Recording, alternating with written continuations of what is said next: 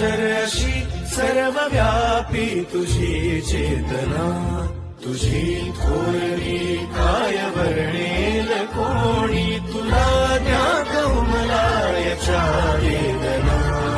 तू आहे सना.